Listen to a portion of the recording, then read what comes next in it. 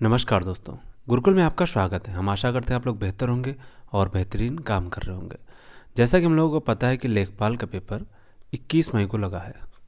लेखपाल का पेपर 21 मई को लगा है। उसी के लिए हम लोग आयोग द्वारा जितने भी अभी तक PYQ अर्थात प्रीवियस ईयर क्वेश्चन पूछे गए हैं उनको हम लोग पढ़ रहे हैं और इनका डिटेल एनालिसिस करते हैं और देखते हैं कि क्वेश्चंस कैसे फ्रेम हो रहे हैं, कि अब आगे वाले क्वेश्चंस कैसे बनते हैं या फिर नेक्स्ट क्वेश्चन क्या हो सकते हैं। इस चीज़ का एनालिसिस भी करते हैं हम लोग वीडियो में। तो अभी हम लोग पढ़ चुके हैं एंशियंट हिस्ट्री अर्थात प्राचीन इतिहास पढ़ चुके हैं, फिर मध्यकालीन भी पढ़ चुके हैं। अब चल रहा है आधुनिक इतिहास। हम लोग पढ़ रहे हैं आधुनिक इतिहास और आधुनिक इतिहास में 6 चैप्टर कंप्लीट हो चुके हैं। अब यह 7वां चैप्टर है जो कि है सामाजिक एवं धार्मिक आंदोलन। इसमें हमने थोड़ा सा कुछ चीज़ें ऐड की हैं, जैसे इम्पॉर्टेंट जो चीज़ें हैं उनको हाईलाइट करने की कोशिश की है, ताकि वीडियो देखते समय जब आप लोग देख रहे हो तो आपको पता होना चाहिए कि कहाँ पे हमें ज़्यादा ध्यान देने की ज़रूरत है। तो एक चीज़ और वीडियो शुरू करने से पहले हम बताते हैं कि आप लोग प्लीज़ कमेंट ज़रूर करिए कि आपको वीडियो कैसा लगा या फिर इसमें और कौन सी चीज़ें इम्प्रूव की जा सकती हैं। आपका फीडबैक हमें वीडियो क्वालिटी और बेहतर बनाने में मदद करता है। तो चलिए शुरू करते हैं सामाजिक एवं धार्मिक आंदोलन, जिसका पहला क्वेश्चन है शिकागो में धर्म संसद का आयोजन किस वर्ष हुआ। जिसके ऑप्शंस हैं A 1839, B 1983, C 1894 और D है 1893 और E है उपयुक्त में से कोई नहीं। जिसका सही आंसर है ऑप्शन D 1893।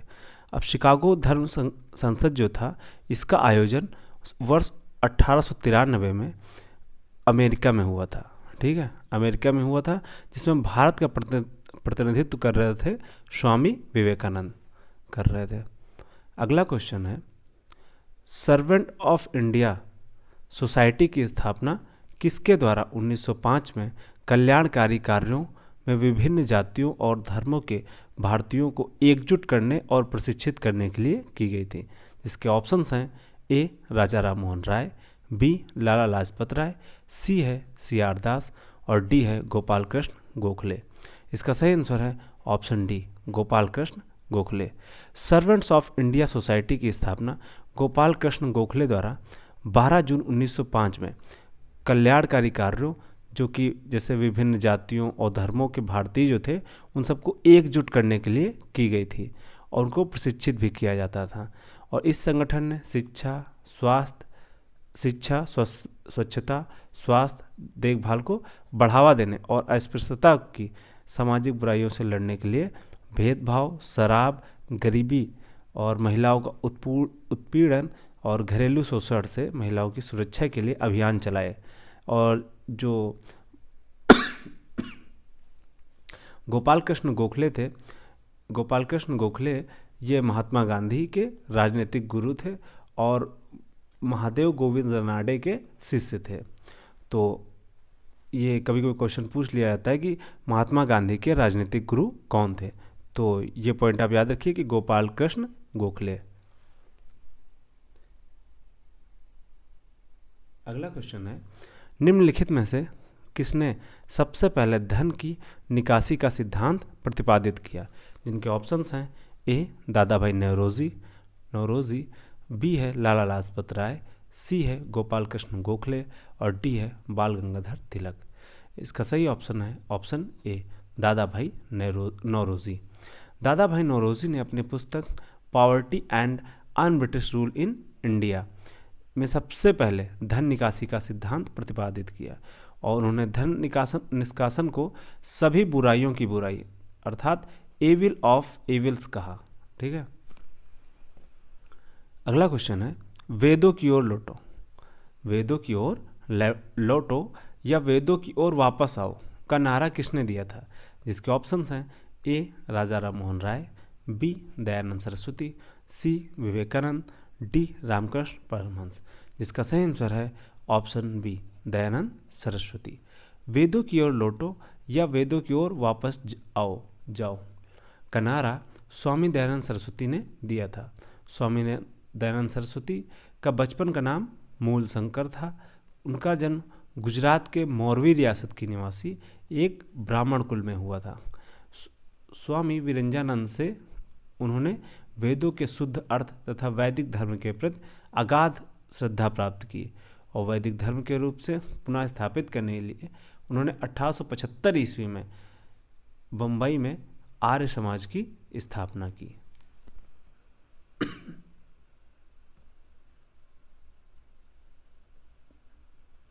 अगला क्वेश्चन है 1875 के अलीगढ़ आंदोलन से किसका नाम जुड़ा है, जिनके ऑप्शंस हैं ए मोहम्मद अली जिन्ना, बी दादा भाई नौरोजी, सी है हकीम अजमल खान और डी है सर सैयद अहमद खान। जिसका सही आंसर है option C sir Syed Ahmad Khan. 1875 ईस्वी के अलीगढ़ आंदोलन ने सर सैयद अहमद खान का नाम जुड़ा था। ठीक है, सर सैयद अहमद खान जो कि 1817 से 1898 तक थे, मुसलमानों के सबसे प्रमुख समाज सुधारक थे। वह आधुनिक वैज्ञानिक विचारधाराओं से काफ़ी प्रभावित थे और वो जीवन भर इस्लाम के साथ उनका तालमेल करने के लिए प्रयासरत भी रहे। धर्म के तत्व भी अपरिवर्तनीय नहीं है, यह उनका प्रमुख कथन था। अर्थात उनका कहना था कि धर्म अगर समय के साथ नहीं चलता है तो वह जड़ हो जाएगा, जैसा कि भारत में हुआ है। और उन्होंने 1875 ईस्वी में अलीगढ़ में मोहम्मडन एंग्लो ओरिएंट कॉलेज की स्थापना की, जहां से वो पाश्चात्य विज्ञान तथा संस्कृत का प्रचार प्रसार करने वाले एक केंद्र के रूप में बनाना चाहते थे। बाद में 1920 में यही कॉलेज अलीगढ़ मुस्लिम विश्वविद्यालय के रूप में परिवर्तित हुआ, जो कि जाना गया। अगला क्वेश्चन है ब्रह्म समाज, रामकृष्ण मिशन, आर्य समाज, सत्य शोधक समाज, इनका मिलान करना है, जो कि हैं स्वामी विवेकानंद, दयानंद सरस्वती, राजा राम मोहन राय और के श्रीधरालु नायडू और ज्योतिबा राव फुले। देखो, जैसे मान लो हमको सब नहीं पता, तो सबसे पहले उनको हम मिलान करते हैं जिनका हमको पता है। जैसे कि ब्रह्म समाज, अभी हमने पढ़ा थोड़ी देर पहले कि ब्रह्म समाज की स्थापना किसने की थी, राजा राम मोहन राय। तो ए क्या हो जाएगा, A3 हो जाएगा, A3 के साथ जाएगा।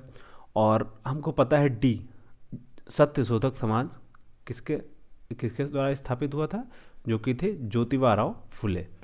तो सबसे पहले अब दो हमको पता है, तो पहले दो देखते हैं, A3 और D5 कहाँ पे है। A3 देखो, इन तीनों में A3 है और इसमें नहीं, तो ये तो पहले कट गया।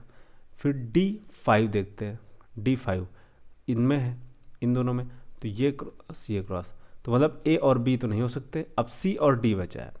तो अब आर्य समाज भी हमने पढ़ा था, आर्य समाज भी पढ़ा था। आर्य समाज की स्थापना किसने की थी, स्वामी दयानंद सरस्वती ने। ये रहे आर्य समाज के लिए। तो C2 के लिए कौन सा हो जाएगा, ये। तो इसका सही आंसर हो जाएगा option C. Option C is a right answer. ठीक है, देखो जरूरी नहीं कि सारे ऑप्शंस हमको पता हों, हमको लेकिन ये पता होना चाहिए, मतलब ये पता करने की कोशिश करनी चाहिए कि कौन कौन से ऑप्शन तो कतई नहीं हो सकते हैं। और बाकी जैसे बचा था रामकृष्ण मिशन, जिसकी स्थापना की थी स्वामी विवेकानंद जी ने 1897 ईस्वी में। थोड़ा सा तबीयत जो है ना हरी है, जिसके चक्कर में स्लिप ऑफ टंग हो रहा है, खांसी भी आ रही बट हम लोगों को मार्च में ही ये पूरी सब्जेक्ट कंप्लीट करनी है, तो इसी चक्कर में रेस्ट छोड़ो। अगला क्वेश्चन है, स्वामी दयानंद सरस्वती ने किस शहर में पहली बार 1875 में आर्य समाज की स्थापना की थी। जिसके ऑप्शंस हैं ए बॉम्बे, जो कि अब मुंबई के नाम से जाना जाता है, बी है अहमदाबाद, सी है पुणे और डी है कलकत्ता, जो कि अब कोलकाता के नाम से जाना जाता है। इसका सही आंसर है ऑप्शन ए बॉम्बे मुंबई। आर्य समाज एक हिंदू समाज सुधार आंदोलन था, जिसकी स्थापना स्वामी दयानंद सरस्वती ने 1875 ईस्वी में बम्बई में की थी। और स्वामी दयानंद सरस्वती द्वारा रचित सत्यार्थ प्रकाश इसका किसका आर्य समाज का मूल ग्रंथ माना जाता है। अगला क्वेश्चन है, अलीगढ़ मुस्लिम विश्वविद्यालय की स्थापना किसने की थी? अभी हमने थोड़ी देर पहले पढ़ा था, थोड़ी देर पहले क्या, इसी पेज पे है, ये देखो, अलीगढ़ मुस्लिम विश्वविद्यालय। और यहाँ पे क्या पूछ रहा है? अलीगढ़ मुस्लिम विश्वविद्यालय। तो हमको देखना यह है कि क्वेश्चंस रिपीट कैसे हो रहे हैं। अब हम यहाँ पे देख सकते हैं कि अभी हम लोग एक ही पेज पढ़े हैं शायद, और उसमें आर्य समाज, स्वामी दयानंद सरस्वती कई बार रिपीट हो चुके हैं। तो जो 80-20 का प्रिंसिपल है, अर्थात 20% चीज़ें 80% रिजल्ट देती, उस पर हमको ज़्यादा ध्यान देना है। अलीगढ़ मुस्लिम विश्वविद्यालय की स्थापना सर सैयद अहमद खान ने 1875 ईस्वी में मोहम्मडन एंग्लो ओरिएंटल कॉलेज के रूप में की थी, और जो कि बाद में 1920 में क्या होता है, अलीगढ़ मुस्लिम यूनिवर्सिटी के नाम से जाना जाता है।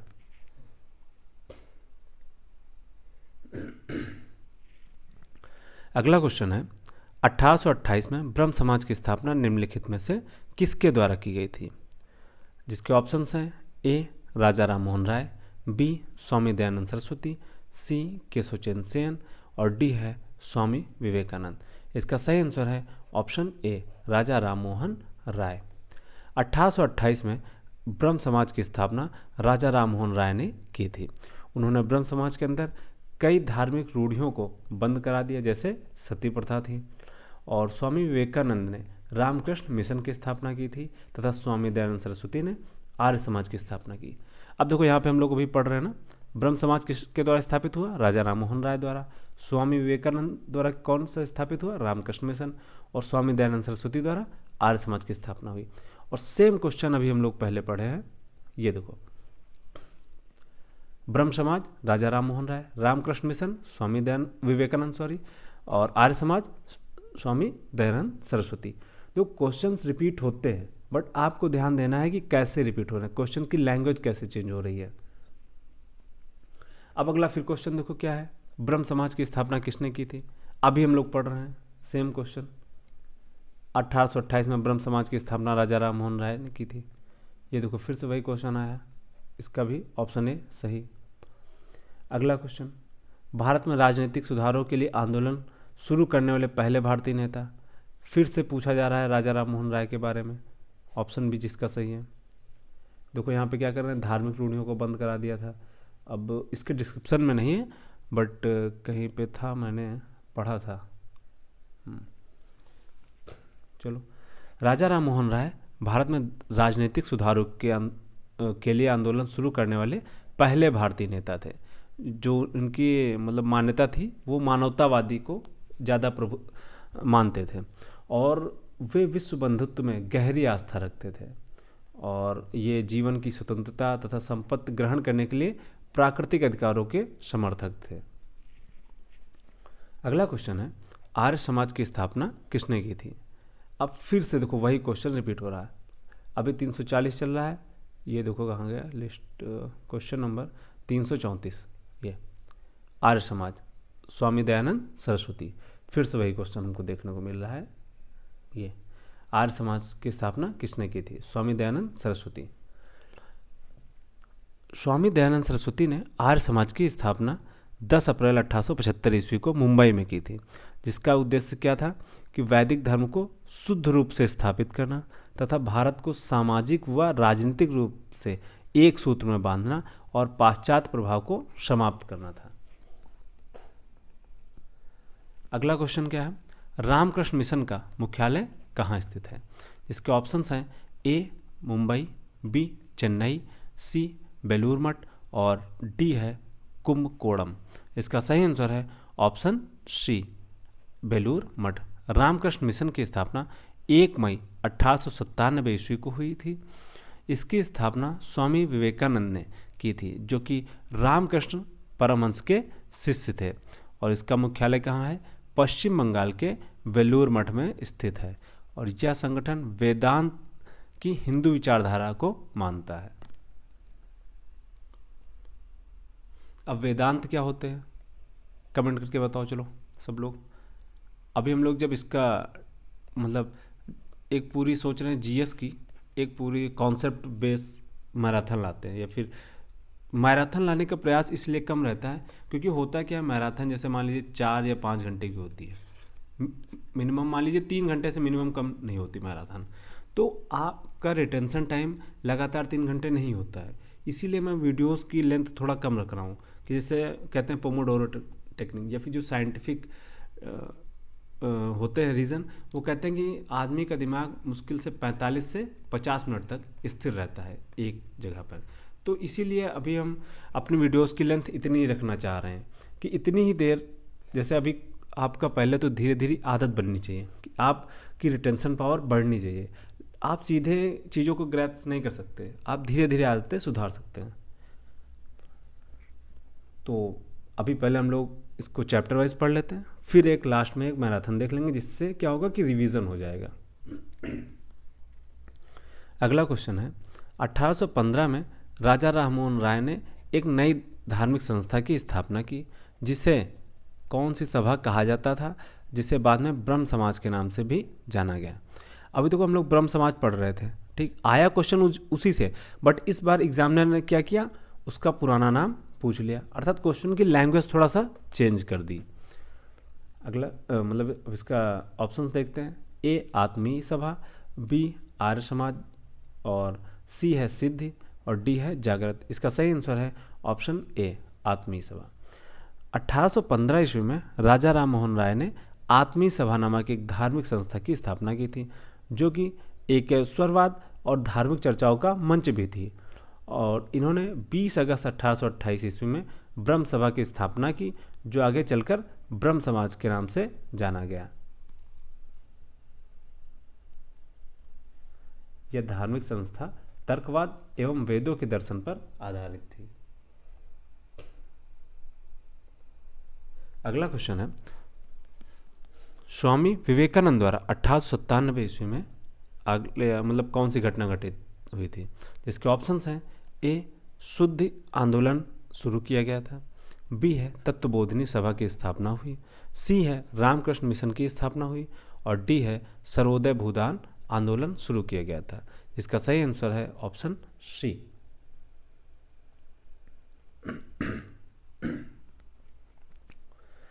स्वामी विवेकानंद ने 1897 ईस्वी में रामकृष्ण मिशन की स्थापना की। ये रामकृष्ण परमहंस के प्रमुख शिष्य थे, और इनका मूल नाम क्या था, नरेन था। इन्होंने 1893 ईस्वी में शिकागो, जो कि कहाँ है, अमेरिका में आयोजित प्रथम विश्व धर्म सम्मेलन में भाग लिया था भारत की तरफ से। और महाराजा खेतड़ी के सुझाव से इन्होंने अपना नाम क्या रखा था, स्वामी विवेकानंद रखा था। इनका जब भाषण अमेरिका में हुआ तो अमेरिकी अखबार ने दूसरे दिन हेडलाइन बनाई, निश्चित रूप से विश्व धर्म सम्मेलन के सर्व प्रमुख व्यक्ति स्वामी विवेकानंद थे। ये वहाँ की अखबार की हेडलाइन थी। अगला क्वेश्चन है, मान लीजिए क्वेश्चन मार्क में, विश्व धर्म संसद 1893 में स्वामी विवेकानंद ने हिंदू धर्म के बारे में विस्तार से बताया। अभी देखो, ये देखो सेम क्वेश्चन 1893 में शिकागो अमेरिका, अब सेम यही क्वेश्चन फिर से यहाँ पे पूछा जा रहा है। इसका सही आंसर क्या होगा, ऑप्शन बी शिकागो। 1893 ईस्वी में शिकागो में आयोजित सर्वधर्म सम्मेलन में स्वामी विवेकानंद ने हिंदू धर्म के बारे में विस्तार से बताया था। और 12 जनवरी 1863 ईस्वी को कोलकाता में इनका जन्म हुआ था स्वामी विवेकानंद का। इनके बचपन का नाम क्या था, नरेंद्र नाथ दत्त था। और उनके जन्म दिवस को ही फिर क्या मनाया जाने लगा 12 जनवरी को, राष्ट्रीय युवा दिवस। ठीक है, राष्ट्रीय युवा दिवस। अगला क्वेश्चन है, 1805 में राजा राममोहन राय द्वारा स्थापित किस संगठन ने महिलाओं के खिलाफ नकारात्मक परंपराओं, पूर्वाग्रहों और प्रथाओं को हटाने का प्रयास किया। जिसके ऑप्शंस हैं, ए ब्रह्म समाज, बी आर्य समाज, और सी है फ्री थिंकर्स सोसाइटी, और डी है फ्री मेंशन। अच्छा, इसमें क्या है, इसमें थोड़ा सा ईयर का कन्फ्यूज़न है यहाँ पे। राजा राममोहन राय ने 1805 में किसी भी संगठन की स्थापना नहीं की, बल्कि 1815 में आत्मीय सभा व 1828 में ब्रह्म समाज की स्थापना की थी।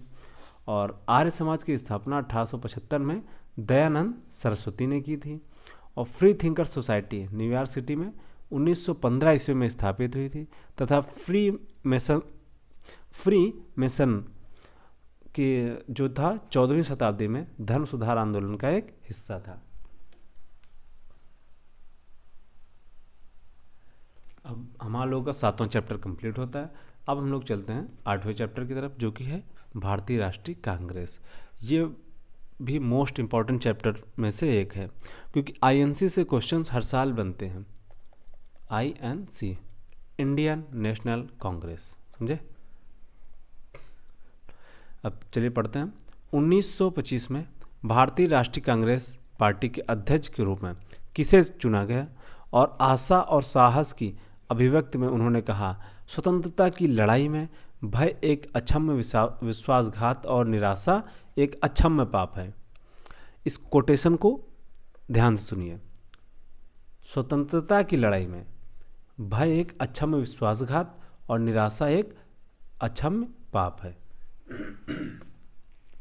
जिसके ऑप्शंस हैं A Annie Besant, B Indira Gandhi, और सी है सरोजिनी नायडू, ठीक, और डी है विजयालक्ष्मी पंडित, और ई है उपयुक्त में से कोई नहीं।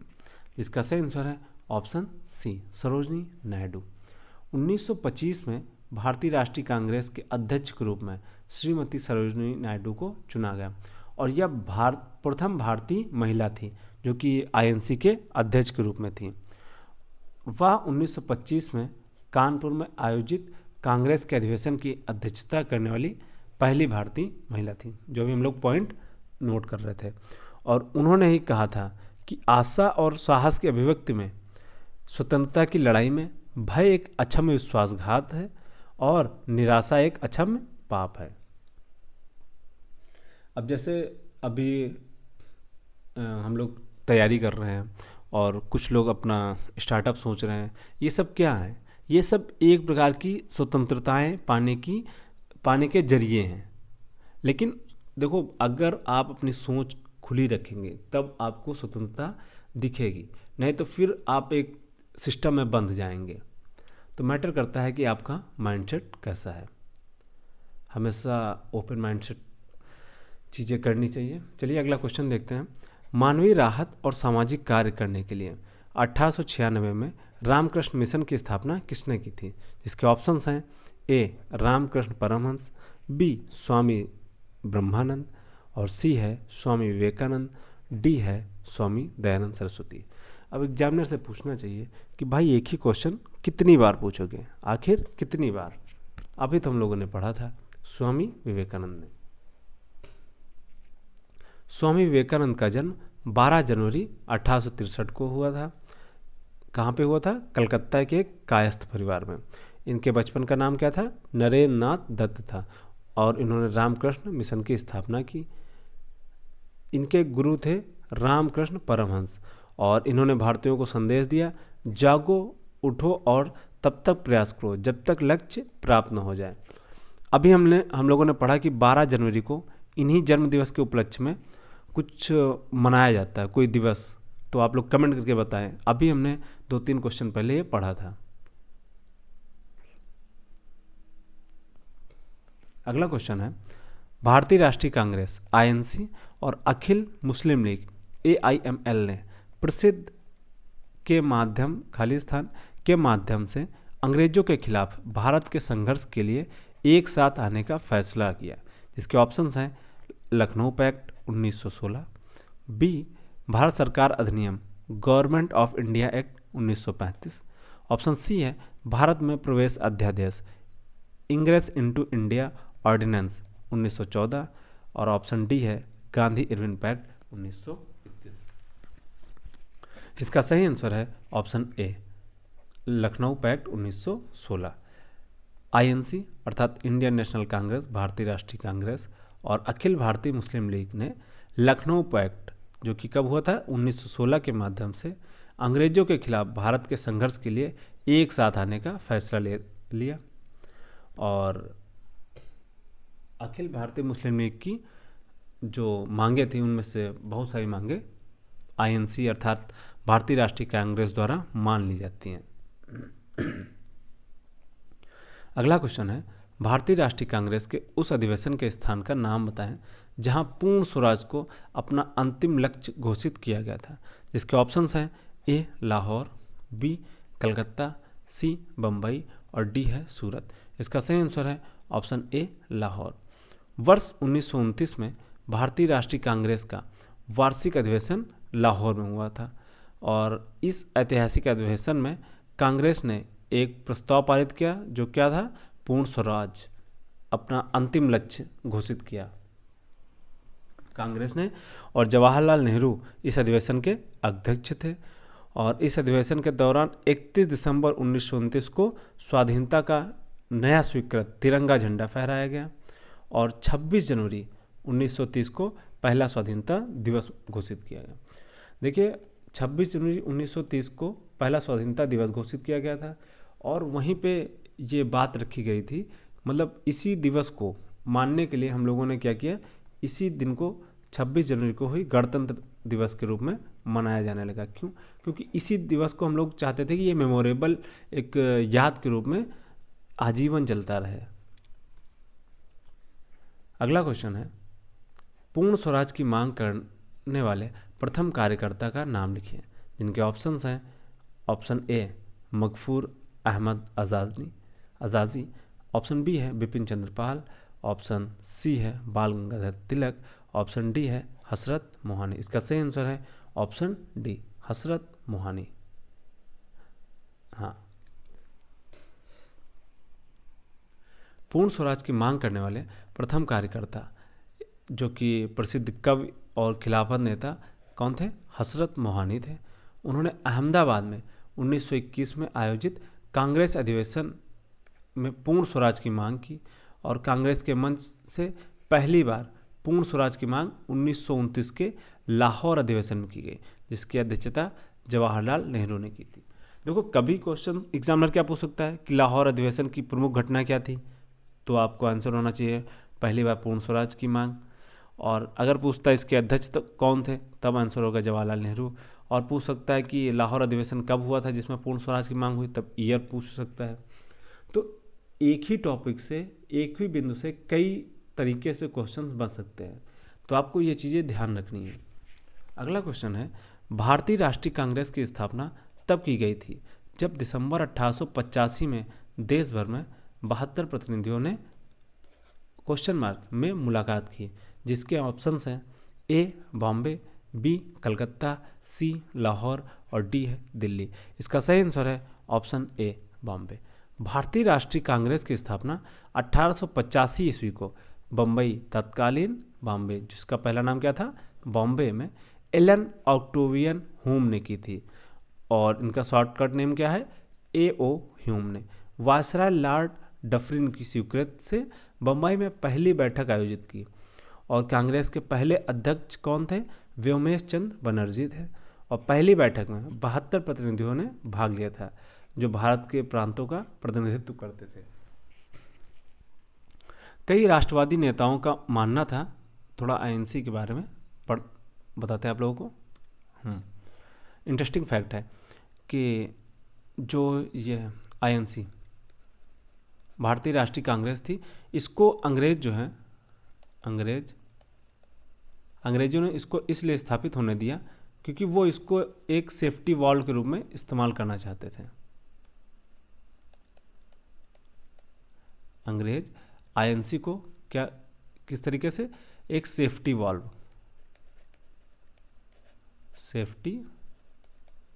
वॉल्व के रूप में इस्तेमाल करना चाहते थे। ये कई राष्ट्रवादियों का मानना था। अब सेफ्टी वॉल्व क्या होता है कि जैसे मान लीजिए एक प्रेशर कुकर होता है तो उसके ढक्कन के ऊपर सीटी लगी होती है, तो वो और सीटी लगी होती है और उसके बगल में एक और छेद होता है, तो ये दोनों क्या करते हैं, ये सेफ्टी के पर्पस होते थे। कभी कभी मान लो अगर सीटी नहीं काम कर रही तो वो वॉल्व जो है ये निकल के अंदर का जो प्रेशर उसको कम करेगी। वैसे ही होता क्या था कि अंग्रेजों की सत्ता से सभी भारतीय त्रासित हो चुके थे तो उसी को कम करने के लिए कि जिससे लोग क्या हो, आईएनसी में आए, अपनी बातें रखें, वहीं पे भड़ास निकालें और धीरे धीरे वहीं से फिर वापस। तो मतलब एक जरिया था कि लोगों को थोड़ा सा दबाने का, ऐसा लोगों का मानना था। बट आईएनसी ने वास्तव में अच्छा काम किया।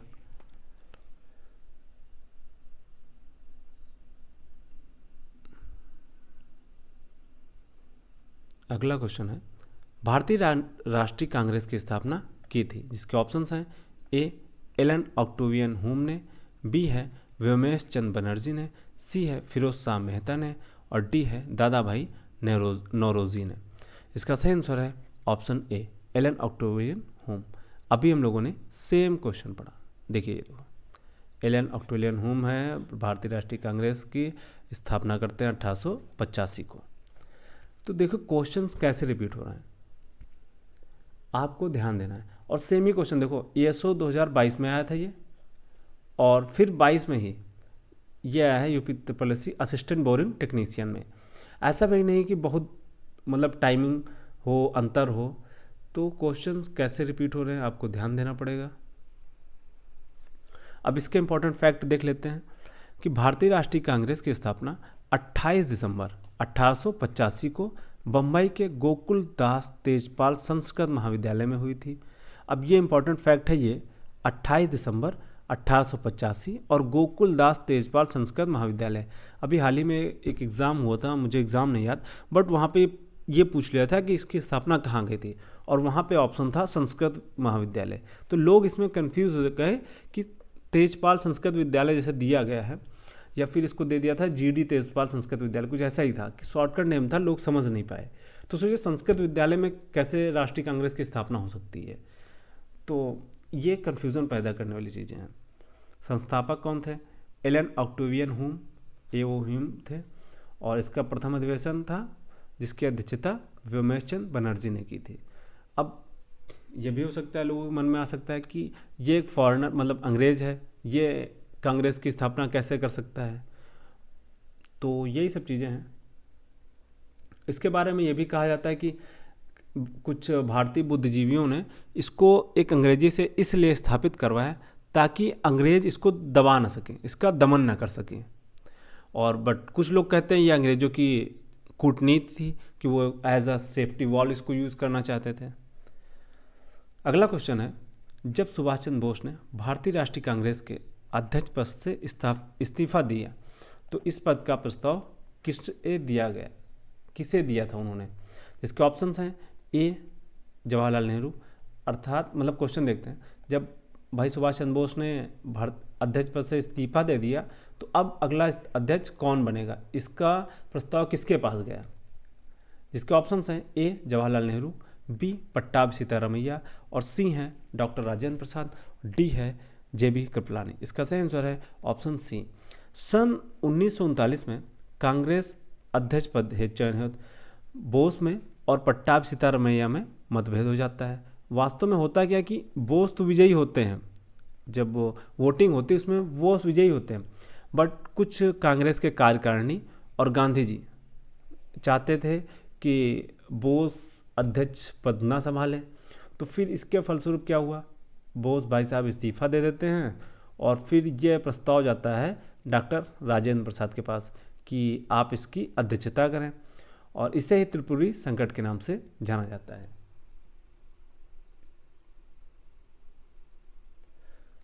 अगला क्वेश्चन है, सुभाष चंद्र बोस किस वर्ष में कांग्रेस पार्टी के अध्यक्ष बने थे।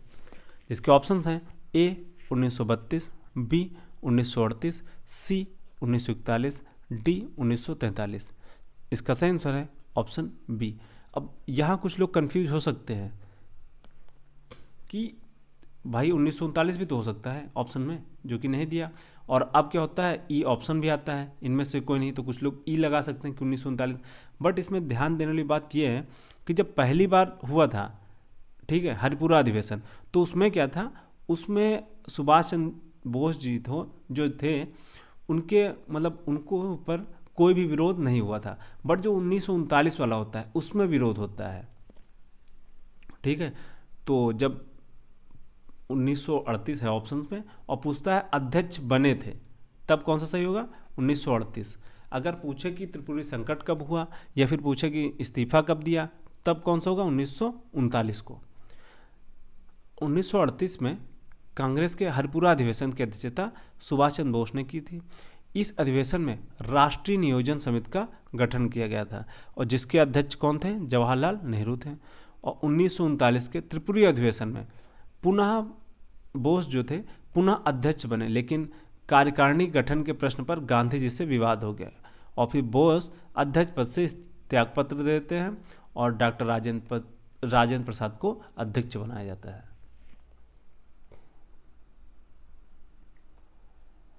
अगला क्वेश्चन है, एलन ऑक्टेवियन हुम, एक सेवानिवृत्त अंग्रेजी आईसीएस अधिकारी ने किस वर्ष में भारतीय राष्ट्रीय संघ का गठन किया था? जिसके ऑप्शंस हैं ए 1862, बी 1876, सी 1884 और डी है 1891। इसका सही आंसर है ऑप्शन सी 1884। अब कुछ लोग इसमें कंफ्यूज होंगे, किसने तो आईएनसी की स्थापना की थी भाई, इंडियन नेशनल कांग्रेस की।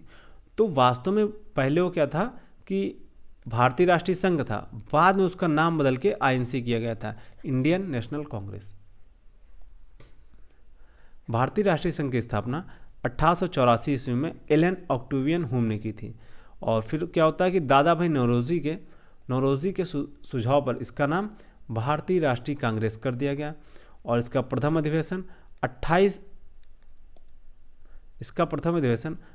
दिसंबर 1885 को बम्बई के ग्वालियर टैंक में स्थित गोकुल दास तेजपाल संस्कृत कॉलेज में हुआ था।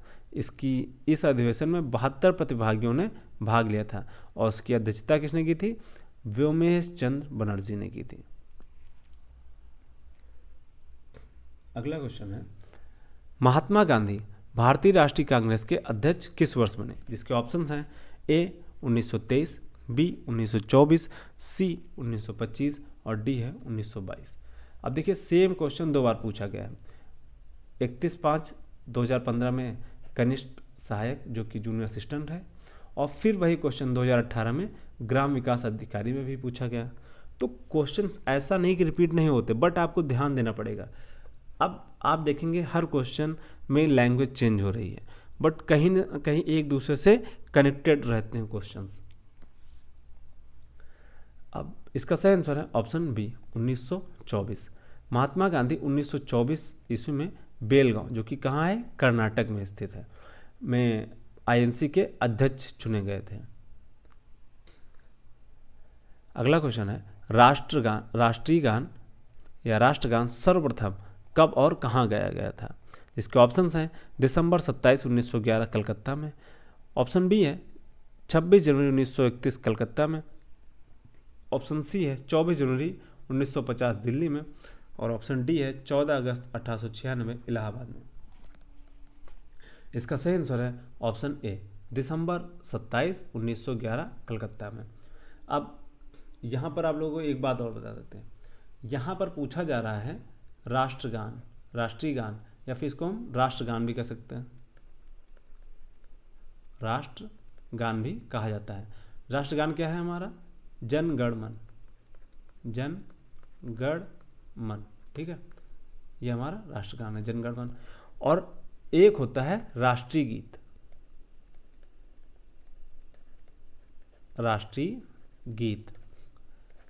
राष्ट्रीय गीत जो कि क्या है, वंदे मातरम। इसमें लोग कभी कभी कंफ्यूज हो जाते हैं, वंदे मातरम ये हमारा राष्ट्रीय गीत है, तो इसमें आप लोगों को क्या है, कंफ्यूज नहीं होना। राष्ट्रगान की जब बात होगी तो राष्ट्रगान क्या है, जन गण मन, और जब राष्ट्रीय गीत की बात होगी तो क्या है, वंदे मातरम। अब देखिए सेम क्वेश्चन, सेम क्वेश्चन फिर से दोबारा पूछा गया। 2015 में पूछा गया था असिस्टेंट अकाउंटेंट में, राष्ट्रगान सर्वप्रथम कब और कहाँ गाया गया था, और फिर पूछा जा रहा है 2016 में सेम क्वेश्चन कि जन गण मन जो भारत का राष्ट्रगान है सर्वप्रथम कब गाया गया था। इसके ऑप्शंस हैं ए 27 दिसंबर 1911, बी 15 अगस्त 1947, सी 24 जनवरी 1950 और डी है 26 जनवरी 1950। इसका सही आंसर क्या होगा, ए 27 दिसंबर 1911।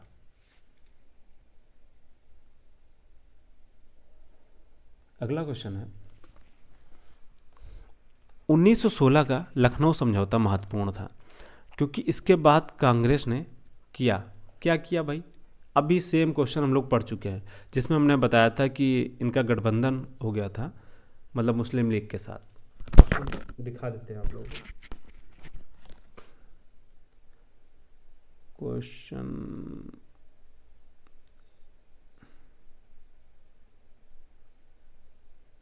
ये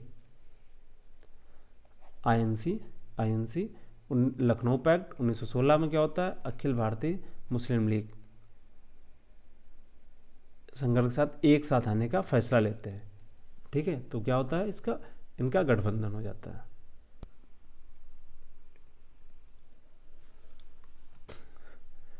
उन्नीस सौ 16 ईस्वी में लखनऊ कांग्रेस अधिवेशन हुआ। ठीक, ये ऑप्शन ए इसका सही है, कांग्रेस अधिवेशन होता है। सूरत अधिवेशन 1907 में कांग्रेस का विभाजन हो जाता है और जो कि 1916 ईस्वी तक चलता है। एनी बेसेंट ने गरम दल और नरम दल को कांग्रेस के मंच पर पुनः एक साथ लाने का सफल प्रयास किया। ठीक, पहले तो देखो लखनऊ पैक्ट जो था, जिसको मतलब लखनऊ पैक्ट के नाम से जाना जाता है, लखनऊ अधिवेशन जो हुआ था, इसमें दो मुख्य कार्य हुए थे। कौन सा? पहले तो कांग्रेस में विभाजन था, कांग्रेस में ही विभाजन था। पहले लेते हैं, हाँ कांग्रेस, अरे यार क्या गड़बड़ कर रहा हूँ। कांग्रेस में जो विभाजन था दो हो गया था, एक हो गया था गरम दल और एक हो गया भाई साहब नरम दल।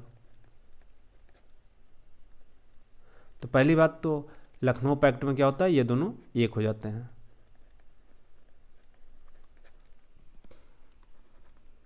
लखनऊ पैक्ट या लखनऊ अधिवेशन कह सकते हैं।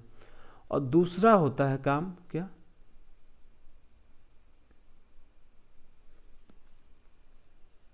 कि जो आईएनसी इंडियन नेशनल कांग्रेस और मुस्लिम लीग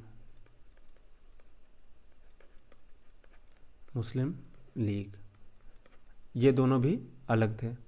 तो अब ये दोनों भी एक साथ आने का निर्णय करते हैं। ये कब होता है, ये भी लखनऊ पैक्ट में होते हैं। तो ये दो मुख्य कार्य थे जो कि होते हैं लखनऊ पैक्ट में। सॉरी, ये दूसरा हो गया और ये पहला हो गया। तो ये दोनों इंपॉर्टेंट हैं और आपको याद रखना है। और ये एनी बेसेंट ने मतलब इसको प्राथमिकता दी थी कि भाई नरम दल और गरम दल जो है इन दोनों को एक हो जाना चाहिए, और इनका प्रयास सफल हुआ था। और जो इस के मतलब अधिवेशन हुआ था, इसकी अध्यक्षता की थी अंबिका चरण मजूमदार ने की थी। और दिसंबर 1916 ईस्वी में मुस्लिम लीग और कांग्रेस दोनों लखनऊ वार्षिक अधिवेशन में शामिल हुए और समझौता हुआ। यह समझौता लखनऊ समझौते या कांग्रेस लीग के नाम से प्रसिद्ध हुआ था।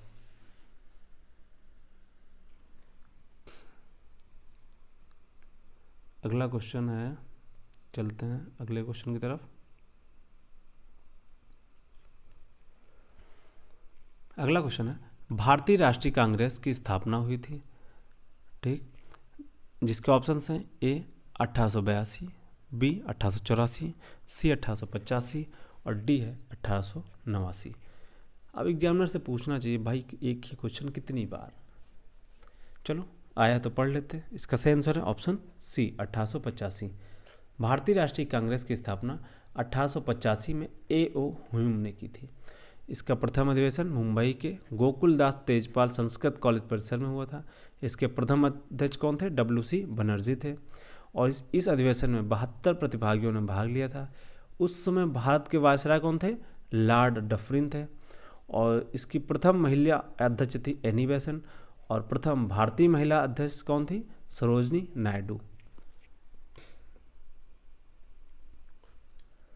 अगला क्वेश्चन है, 28 दिसंबर 1885 को भारतीय राष्ट्रीय कांग्रेस आईएनसी की स्थापना गोकुलदास तेजपाल संस्कृत स्कूल परिसर में कहाँ पर हुई थी? अब देखो फिर से वही क्वेश्चन, अब भी हमने पढ़ा, ये कहाँ गए भाई साहब, ये मुंबई, मुंबई के गोकुलदास। इसका आंसर ऑप्शन बी, मुंबई।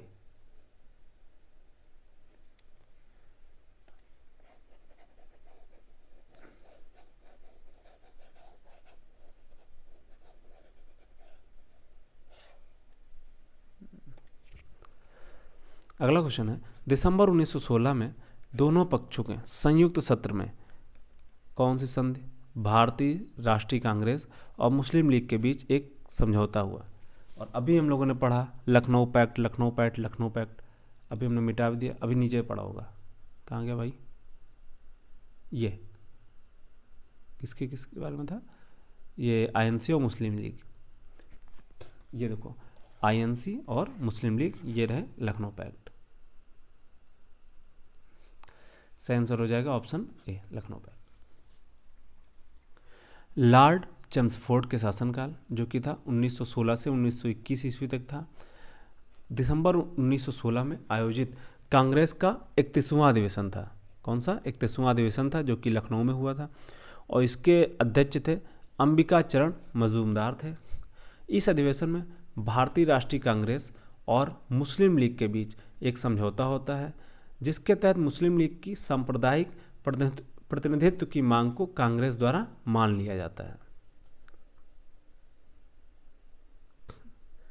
अगला क्वेश्चन है, भारतीय राष्ट्रवाद के पहले या प्रारंभिक चरण को कितने चरण 1885 या फिर कौन सा चरण 1885 से 1950 भी कहा जाता है? इसके ऑप्शंस हैं, ऑप्शन ए अंतिम, ऑप्शन बी आरंभिक, ऑप्शन सी है मध्यम और ऑप्शन डी है संकटपूर्ण। इसका सही आंसर है ऑप्शन सी मध्यम। भारतीय राष्ट्रवाद के पहले या प्रारंभिक चरण को उदारवादी चरण, जो कि कब से कब तक था, 1885 से 1905 तक था, और प्रथम चरण की मुख्य घटना थी भारतीय राष्ट्रीय कांग्रेस की स्थापना। अस्पष्ट लक्ष्यों के साथ इस स्थापित संस्था का प्रतिनिधित्व कौन कर रहा था? शिक्षित मध्यम वर्गीय बुद्धिजीवी वर्ग कर रहा था, जो कि पश्चिमी उदारवादी एवं अतिवादी विचारधारा से प्रेरित था। ठीक है,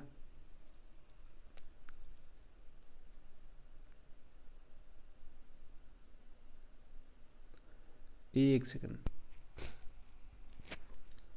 ये यहाँ पे थोड़ा सा कंफ्यूजन है। देखो हम लोगों ने पढ़ा भाई भारतीय राष्ट्रीय का राष्ट्रवाद, मिटाया यार इसको, भारतीय राष्ट्रवाद के पहले या प्रारंभिक चरण को उदारवादी चरण कहा गया। कौन सा था? 1885 से 1905, और 1885 से 1905 ये भी भाई साहब पूछ रहे हैं।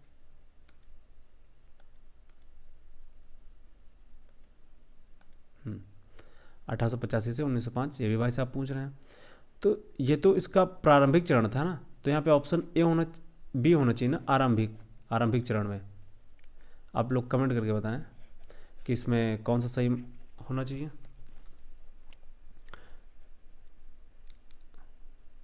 मेरे हिसाब से तो फिर ये होना चाहिए आरंभिक चरण।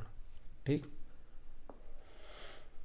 और इसमें ये दिया है ऑप्शन सी। इसमें कन्फ्यूज़न है तो आप लोग कमेंट करके ज़रूर बताएं। अगला क्वेश्चन है, भारतीय राष्ट्रीय कांग्रेस के अधिवेशन की सर्वप्रथम किस मुसलमान ने अध्यक्षता की थी? और फिर से वही क्वेश्चन, अब भी नहीं, सॉरी ये नहीं पढ़ा था, हाँ ये नहीं पढ़ा अभी। इसके ऑप्शंस हैं, A Liaquat Ali Khan, option B है sir Syed Ali Khan, option C है मौलाना आज़ाद, और ऑप्शन डी है बदरुद्दीन तैयबजी। आप लोग भी सोच रहे हैं क्या है यार, हर क्वेश्चन को रिपीट नहीं, मतलब हो जाता है, कन्फ्यूज़न है। इसका सही आंसर क्या है? Option D Badruddin Tyabji. भारतीय राष्ट्रीय कांग्रेस भारत का सबसे प्राचीन राजनीतिक दल है। इसकी स्थापना 28 दिसंबर 1885 को A.O. ह्यूम द्वारा की गई थी। इसके प्रथम अध्यक्ष कौन थे? व्योमेश चंद्र बनर्जी थे। और सन 1887 ईस्वी के मद्रास अधिवेशन के अध्यक्ष कौन थे? बदरुद्दीन तैयबजी थे, जो कि प्रथम मुस्लिम अध्यक्ष थे। अगला क्वेश्चन है, अगला चैप्टर है बंगाल विभाजन। हम लोग 8 चैप्टर कंप्लीट कर चुके हैं, ठीक है। और आप लोग कमेंट करके ज़रूर बताएं कि आपको वीडियो कैसी लगी, या फिर इसमें आगे हम कौन से इम्प्रूवमेंट कर सकते हैं। देखिए, इम्प्रूव कहते हैं ना, मतलब काटत छाँटत बढ़त जात, काटत छाँटत बढ़त जात। तो जो भी गलत चीज़ें उनको काटेंगे, और जो भी मतलब ख़राब है उनको छांटेंगे, और इसी तरीके से हम लोग आगे बढ़ते जाएंगे। तो पढ़ते हैं हम बंगाल विभाजन, ठीक। बंगाल विभाजन से एक क्वेश्चन आया था यूपीएससी में कि बंगाल विभाजन के विरोध में कोई एक दिवस मनाया जाता था, उसकी डेट पूछी गई थी। तो अगर आप लोगों को पता है कि स्वाधीनता दिवस या फिर कब मनाया गया था, बंगाल विभाजन के आक्रोश के रूप में मनाया गया था, जिसमें क्या हुआ था कि जितने भी भारतीय लोग थे उन्होंने विदेशी वस्तुओं का बहिष्कार किया था और उनकी होली जलाई थी। तो कमेंट करके बताएं वो कौन सी डेट है। चलते हैं अगले क्वेश्चन की तरफ। बंगाल के विभाजन ने पूरे भारत में लोगों को क्रोधित कर दिया था, और डेल्टा आंध्र के डेल्टा क्षेत्र में स्वदेशी आंदोलन हुआ। इसे निम्नलिखित में से किस नाम से जाना जाता था, जिसके ऑप्शंस हैं ए होम रूल आंदोलन, बी है वंदे आंदोलन, सी है वंदे मातरम आंदोलन, और डी है क्रांतिकारी आंदोलन। इसका सही आंसर है ऑप्शन सी, वंदे मातरम आंदोलन। वंदे मातरम आंदोलन 1905 के बंगाल विभाजन की घोषणा के बाद 11 फरवरी 1907 को आंध्र प्रदेश में शुरू किया गया। इस आंदोलन के प्रमुख नेता कौन से थे? हरि सर्वोत्थामा राव और पिंगली लक्ष्मी नारायण और कासिन धुनीवीरा, मल्लाया, बोधि नारायण राव एवं अन्य थे। और 1907 में बिपिन चंद्र पाल ने विजयवाड़ा और मसूलीपट्टनम की यात्रा की और स्वदेशी और वंदे मातरम की उत्पत्ति और अर्थ पर भाषण दिया।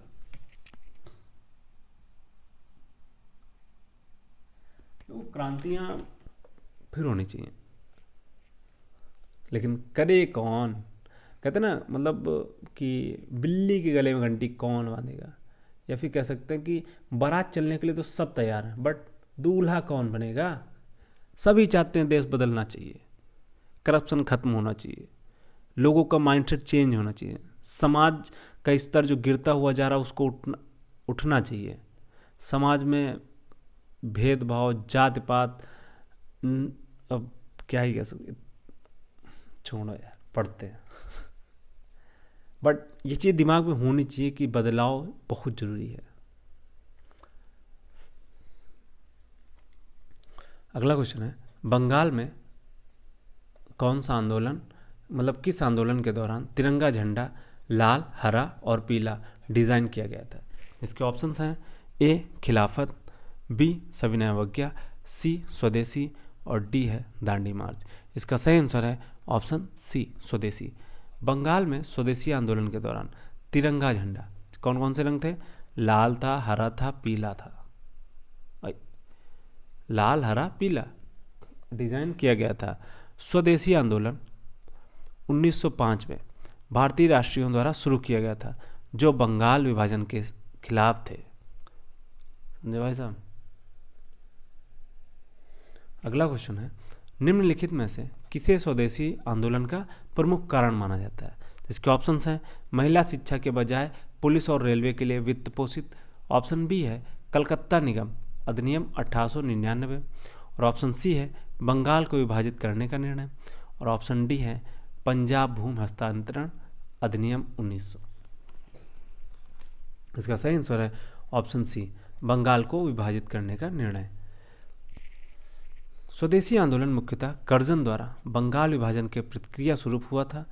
अगस्त 1905 में कलकत्ता के टाउन हॉल में आयोजित एक बैठक में इसकी औपचारिक शुरुआत हुई थी, और स्वदेशी आंदोलन को बंग भंग विरोधी आंदोलन भी कहा जाता था। तो अगर बंग भंग आंदोलन पूछ लें तो यह कौन सा था? स्वदेशी आंदोलन ही है, ठीक है, कंफ्यूज नहीं होना है। अगला क्वेश्चन है, बंगाल का विभाजन जो कि कब हुआ था? 1905 में। ब्रिटिश वायसराय उस समय कौन था? इसका सही मतलब ऑप्शंस पहले देख लेते हैं। ए मिंटो, बी कर्जन, सी चेम्सफोर्ड और डी अरविंद। इसका सही आंसर है ऑप्शन बी कर्जन। अच्छा, इसको याद करने कैसे याद करते हैं, कन्फ्यूज़न हो जाता है ना, मिंटो, चेम्सफोर्ड, कर्जन, अरविंद, पता नहीं क्या क्या। तो मैंने इसको ऐसे याद किया था, कर्जन को बना दिया था भाई कर्जा, कर्जन को बनाया क्या, कर्जा, कर्जा। अब अगर आप कर्जा ले रहे हैं तो क्या होगा, कर्जा ले रहे हैं और आपको कर्जा वापस भी तो करना है और आपके पास पैसे नहीं, तो आप क्या करेंगे, आप अपनी जो संपत्ति होगी उसको बेचेंगे। तो बेचेंगे तो मान लो ये कोई आपके पास एक संपत्ति है, कुछ भी हो सकता है, तो बेचेंगे तो आप इसका कुछ पार्ट, तो इसमें क्या हुआ, इसका विभाजन हो गया कि नहीं, कि आप इसका कितना पार्ट बेच रहे हैं। तो इसी तरह मैंने ट्रिक लगा के इसको याद किया था कि विभाजन है तो कर्जा है, कर्जा है तो विभाजन है, विभाजन कर्जा, कर्जा विभाजन। ठीक, ऐसे आप 2-3 बार रिपीट करेंगे तो आप लोगों को याद हो जाएगा। देखो, ट्रिक्स होती हैं कि एज अ कैटलिस्ट हमारे दिमाग में काम करती हैं, कि जो प्रक्रिया को तेज़ करती हैं। कैसे, कि अगर आप याद कर रहे हैं तो भाई अब एग्ज़ाम में है, याद ही कर रहे हैं 5 मिनट 10 मिनट, बट जब आपके पास ट्रिक होती है वो चीज़ें क्लिक करती हैं और फिर आपके दिमाग में तुरंत रिकॉल होती हैं चीज़ें। बंगाल का विभाजन कब हुआ था, 1905 में, लॉर्ड कर्जन के कार्यकाल में, ये पढ़ चुके हैं। और इसने क्या कहा कि हम भाई प्रशासनिक सुधार करना चाह रहे हैं, और जबकि वास्तव में इसकी मानसिकता क्या थी, राष्ट्रवाद की भावना को नष्ट करना और हिंदुओं और मुसलमानों के बीच फूट डालने का उद्देश्य था इसका। और इसी के बाद भाई क्या होता है, तब के लोग बुद्धिमान थे, अब के तो नहीं, कुछ नहीं करना, आपके लोग सॉरी आपके लोग बुरा मान जाएंगे, तो क्या ही करना है, बुरा मान जाएंगे। आपके लोग बहुत ज़्यादा बुद्धिमान है, सिर्फ अपना स्वार्थ देखते हैं। और फिर बंगाल विभाजन के विरोध में हिंदू मुस्लिम लोग क्या करते हैं, स्वदेशी आंदोलन, मतलब सभी लोग मिलकर चला देते हैं। आजकल तो सबको अपना उल्लू सीधा करना है, और इसी के चक्कर में वो मतलब सब एक दूसरे को उल्लू को बनाने के चक्कर में खुद भी उल्लू बनते रहते हैं। चलो अगला क्वेश्चन है, वर्ष 1905 में बंगाल के विभाजन के दौरान भारत के वायसराय कौन थे। जिसके ऑप्शंस हैं, ए कर्जन, भाई कितनी बार कर्जा लोगे विभाजन करोगे, लो सही आंसर हो गया ऑप्शन ए, अभी हमने पढ़ा। अगला क्वेश्चन, ब्रिटिश भारत सरकार ने बंगाल के विभाजन को लागू करने के निर्णय की घोषणा कब की थी। इसके ऑप्शंस हैं, ए 7 अगस्त 1905, बी 19 जुलाई 1905, सी 16 अक्टूबर 1905 और डी है 1 सितंबर 1905। इसका सही आंसर है ऑप्शन बी 19 जुलाई 1905। ब्रिटिश सरकार द्वारा बंगाल विभाजन का निर्णय लॉर्ड कर्जन के कार्यकाल में 1899 से 1905 तक था, जब उसके कार्यकाल में लिया गया था। और इसकी घोषणा कब हुई थी, 19 जुलाई 1905 को हुई थी, और यह लागू हुआ था 16 अक्टूबर 1905 को लागू हुआ था। और इसका प्रमुख कारण बंगाल में राष्ट्रवाद की वृद्धि को दुर्बल करना था। अगला क्वेश्चन है, निम्नलिखित में से किसने बंगाल के विभाजन, जो कि कब हुआ था 1905 के विरोध में हुए आंदोलन का नेतृत्व किया था। जिसके ऑप्शंस हैं, A Surendranath Banerjee, B C R Das, C Ashutosh Mukherjee और डी है रविन्द्रनाथ टैगोर ने। और इसका सही आंसर है ऑप्शन ए सुरेंद्रनाथ बनर्जी ने किया था। ब्रिटिश सरकार 19 जुलाई 1905 को बंगाल विभाजन का निर्णय लेती है, और जिसके पश्चात होता क्या, 7 अगस्त 1905 ईस्वी को कलकत्ता के टाउन हॉल में संपन्न एक बैठक में भाई सब लोग क्या करते हैं, स्वदेशी आंदोलन होगा, स्वदेशी आंदोलन होगा, और इसी में बहिष्कार प्रस्ताव भी पारित कर देते हैं। कौन, भारतीय। किसके कारण, जो बंगाल विभाजन हुआ था इसके विरोध के कारण, मतलब इसके विरोध में। और होता कब है, 16 अक्टूबर 1905 को बंगाल विभाजन हो जाता है। और रविन्द्रनाथ टैगोर ने के सुझाव पर इसी दिन बंगाल में शोक दिवस भी मनाया गया, और संपूर्ण बंगाल में राखी दिवस भी मनाया गया। इस आंदोलन का नेतृत्व कौन कर रहा था, सुरेंद्रनाथ बनर्जी। राखी किसका प्रतीक बनाया गया था, ये कमेंट करके बताएं। अब इतना इजी तो बता ही सकते हैं कि राखी क्यों मतलब एक प्रतीक के रूप में माना गया। अगला क्वेश्चन है, अंग्रेजों से आज़ादी के लिए लड़ रहे भारतीयों द्वारा उठाई गई शपथ की वे सिर्फ भारतीय निर्मित सामानों विशेष रूप से कपड़े का ही उपयोग करेंगे को कौन सा आंदोलन कहा जाता है? ठीक, इसके ऑप्शंस हैं ए भारत छोड़ो आंदोलन, बी विदेशी आंदोलन, सी स्वदेशी, डी है होम रूल। इसका सही आंसर है ऑप्शन सी स्वदेशी। अभी हमने पढ़ा 7 अगस्त 1905 को बंगाल विभाजन के विरोध में कलकत्ता के टाउन हॉल में स्वदेशी आंदोलन की घोषणा हुई। इस आंदोलन में विदेशी सामानों, कपड़ों, स्कूलों का विशेष रूप से बहिष्कार किया गया था।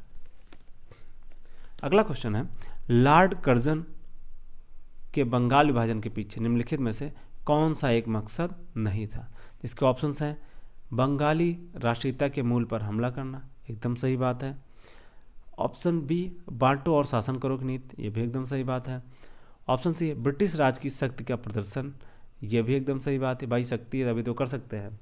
ऑप्शन डी सरकार के प्रशासनिक भार को सहज करना, ये सिर्फ और चोचलेबाजी थी। ये सिर्फ मतलब हमारा एक सर थे, वो कहते थे कि सिर्फ आपको बेवकूफ़ बनाया गया, ये वही करने के लिए किया गया था। इसका ऑप्शन कौन सही? ऑप्शन डी सरकार प्रशासनिक भार को सहज करना, ये सिर्फ एक बेवकूफ़ बना रही थी सरकार। मतलब लॉर्ड कर्जन ने बंगाल विभाजन का कारण जनता को क्या बताया? प्रशासनिक असुविधा बताया, परंतु उसका मकसद क्या था? बंगाल की राष्ट्रीयता को भंग करना एवं सांप्रदायिकता को बढ़ावा देना ताकि अंग्रेज बांटो और शासन करो की नीति में सफल हो सके। और 19 जुलाई 1905 को बंगाल विभाजन का निर्णय लिया गया और 7 अगस्त 1905 को कलकत्ता में बंगाल विभाजन के विरुद्ध में ऐतिहासिक बहिष्कार का प्रस्ताव पारित हुआ और स्वदेशी अपनाने पर बल दिया गया। और 16 अक्टूबर 1905 को बंगाल विभाजन लागू हुआ और पूरे बंगाल ने इसे शोक दिवस के रूप में मनाया। ये आप लोग हाईलाइट है, इसको आप लोग नोट कर लें, मतलब ध्यान रखें। वैसे तो जब हम लोग ये पढ़ रहे हैं तो आप लोग को एक नोटबुक जरूर रखनी चाहिए अपने पास में कि इंपॉर्टेंट पॉइंट जो होते हैं उनको नोट करना चाहिए। अभी कुछ लोग डिमांड कर रहे थे कि सर इसकी पीडीएफ मिल जाएगी क्या, तो मैं उन लोगों को कहना चाहूँगा कि भाई मुझे लगता है आपको इसकी बुक खरीद लेनी चाहिए। नहीं, मैं सच कह रहा हूँ कि मोबाइल में, टैब में, लैपटॉप में सिर्फ पीडीएफ पड़ी रहती है। हम लोग पीडीएफ इकट्ठा करते रहते हैं, आज यहाँ से मिल जाए, कल वहाँ से मिल जाए। और होता क्या है कि गैजेट्स में इतना मतलब नोटिफिकेशंस या फिर कहते हैं कि हम लोग का अटेंशन टाइम बहुत कम होता है, अटेंशन नहीं रहता। तो अगर बुक रहती तो उसमें डिस्टर्बेंस कम होता है। तो मुझे लगता है आपको बुक खरीद लेनी चाहिए। अगला क्वेश्चन है, निम्नलिखित में से कौन सा क्रांतिकारी संगठन राम प्रसाद बिस्मिल से संबंध नहीं था? जिसके ऑप्शंस हैं A Hindustan Republican Association, option B है शिवाजी समिति, और ऑप्शन सी है अनुशीलन समिति, और ऑप्शन डी है मातृ वेदी, और ऑप्शन ई है उपयुक्त में से कोई नहीं।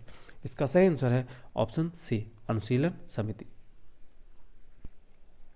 अनुशीलन समिति मुख्यतः बंगाल आधारित क्रांतिकारी संगठन था जिसका राम प्रसाद से कोई संबंध नहीं था, जबकि हिंदुस्तान रिपब्लिक एसोसिएशन की स्थापना इन्होंने अपने साथियों के साथ मिलकर किया था और मातृदेवी इनका प्रारंभिक संगठन था।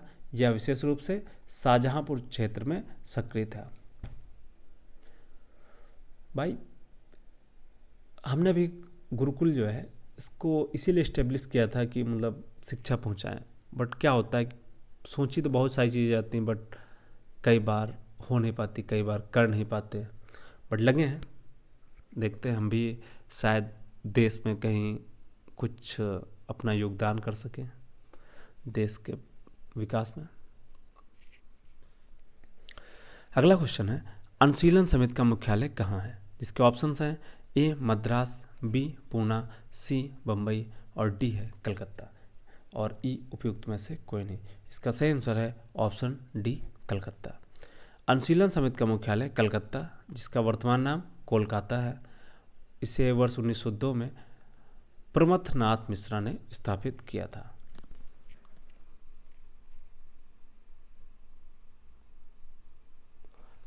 अगला क्वेश्चन है, लंदन में ईस्ट इंडियन एसोसिएशन की स्थापना किसके द्वारा की गई थी?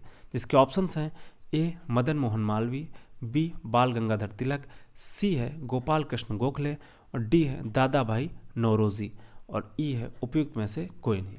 इसका सही आंसर है ऑप्शन डी, दादा भाई नौरोजी। लंदन में ईस्ट इंडियन एसोसिएशन की स्थापना दादा भाई नौरोजी द्वारा वर्ष 1866 में की गई थी।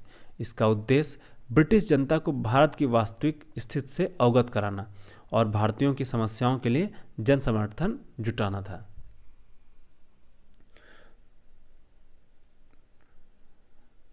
अगला क्वेश्चन है, बंगाल ब्रिटिश इंडियन सोसाइटी की स्थापना कब हुई? जिसकी मतलब स्थापना कब हुई? इसके ऑप्शंस हैं, ए 21 अप्रैल 1843, बी है 20 अप्रैल 1843, सी है फिर से 20 अप्रैल 1834 और डी है 20 अप्रैल 1844 और ई है उपयुक्त में से कोई नहीं। इसका सही आंसर है ऑप्शन बी, 20 अप्रैल 1843। दोबारा रिपीट कर देते हैं, 20 अप्रैल 1843। बंगाल ब्रिटिश इंडिया सोसाइटी की स्थापना 20 अप्रैल 1843 को हुई थी।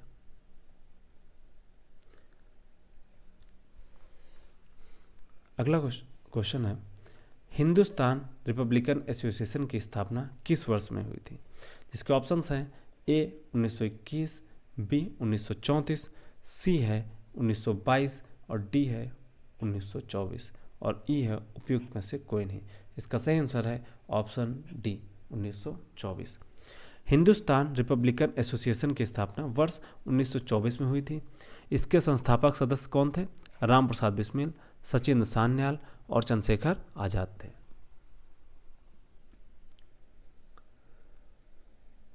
अगला क्वेश्चन है, लंदन में भारतीय होम रूल सोसाइटी की स्थापना किसके द्वारा की गई थी?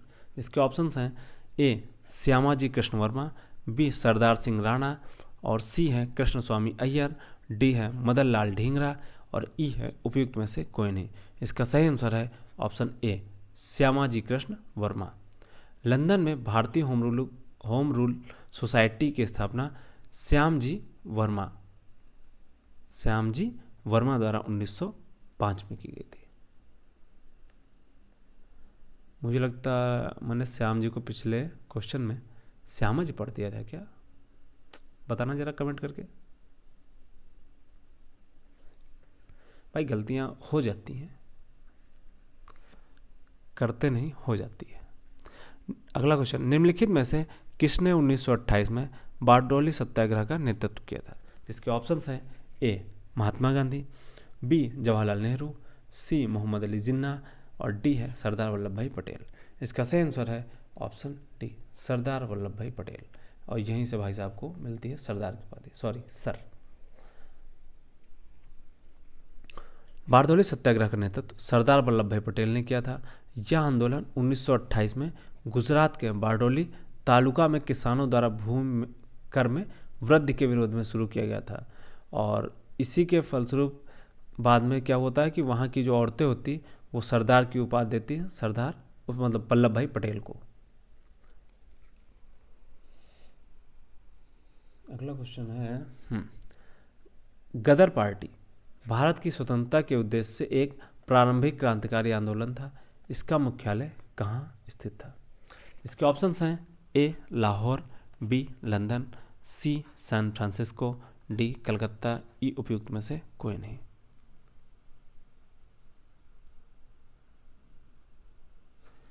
इसका सही आंसर है ऑप्शन सी, सैन फ्रांसिस्को। गदर पार्टी भारत की स्वतंत्रता के उद्देश्य से एक प्रारंभिक क्रांतिकारी आंदोलन था। इसका मुख्यालय सैन फ्रांसिस्को में स्थित था और इसकी स्थापना कब की गई थी? 1913। सैन फ्रांसिस्को कहाँ है? अब फ्रांसिस्को से फ्रांस मत समझ लेना, ये कहाँ है? अमेरिका में, ठीक है।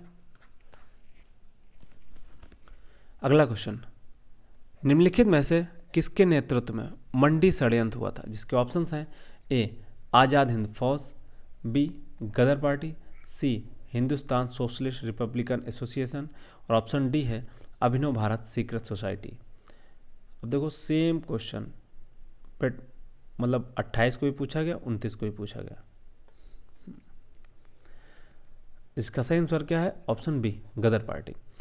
हिमालय के मंडी की जनता ने स्थानीय शासक एवं उसके वजीर द्वारा किए जा रहे अत्याचारों से तंग आकर सन 1914-15 में गदर पार्टी भाई हिदराम के नेतृत्व में विद्रोह कर दिया और इसे गदर की गूंज या गदर संदेश या ऐलांगे जंग के नाम से जाना जाता। भाई क्या लोग थे, आओ कुछ करो, करते हैं जंग, ऐलान जंग। अगला क्वेश्चन है, निम्नलिखित में से कौन सा अरविंदो के स्वतंत्रता प्राप्त करने के कार्यक्रम का मुख्य हिस्सा था? जिसके ऑप्शंस हैं, ए गुप्त समाजों का संगठन, ऑप्शन बी है निष्क्रिय प्रतिरोध और ऑप्शन सी है संवैधानिक आंदोलन और ऑप्शन डी है आतंकवाद। इसका सही आंसर है ऑप्शन बी, निष्क्रिय प्रतिरोध। अरविंदो घोष एक भारतीय दार्शनिक, योगी, कवि और राष्ट्रवादी थे। इनका जन्म 15 अगस्त 1872 को कहाँ हुआ था भाई? कलकत्ता में हुआ था। इन्होंने भारत की राष्ट्रीय मुक्ति आंदोलन के दौरान सामाजिक परिवर्तन के लिए तकनीकी रूप से निष्क्रिय प्रतिरोध का सिद्धांत का उपयोग किया और यह विचार कहाँ से लिया गया था? आयरलैंड के निष्क्रिय प्रतिरोध से लिया गया था।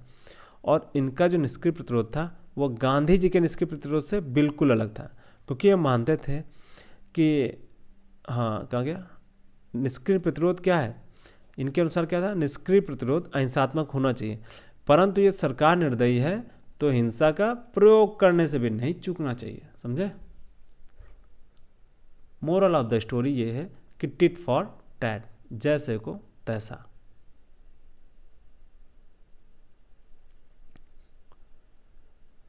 अगला क्वेश्चन, 8 अप्रैल 1929 को भगत सिंह और किसने केंद्रीय विधानसभा में एक बम फेंका, जिसका उद्देश्य क्या था कि मतलब जो वहाँ के लोग थे उनको मारना नहीं था, बल्कि बहरे को सुनाना था। ठीक है, उन्होंने अपने पत्रक से समझाया कि हमारा उद्देश्य मारना नहीं है किसी को, ठीक है, बल्कि बहरे को सुनाना है। क्यों? क्योंकि अंग्रेज सुन नहीं रहे थे और विदेशी सरकार को उसके कठोर शोषण की याद दिलाना है। इसके ऑप्शंस हैं, A Sukhdev, B Rajguru, C B K Dutt और डी है चंद्रशेखर आजाद। इसका सही आंसर है option C, B K Dutt. Public safety bill pass होने के विरोध में 8 अप्रैल 1929 ईस्वी को भगत सिंह और बटुकेश्वर दत्त, जिनका शॉर्टकट नेम क्या है, बीके दत्त ने दिल्ली में सेंट्रल लेजिस्लेटिव असेंबली में खाली बेंचों पर बम फेंका। उनका उद्देश्य था, जैसा कि पत्र में समझाया गया था, कि किसी की जान लेना नहीं बल्कि बहरे कानों तक अपनी आवाज़ पहुंचाना था।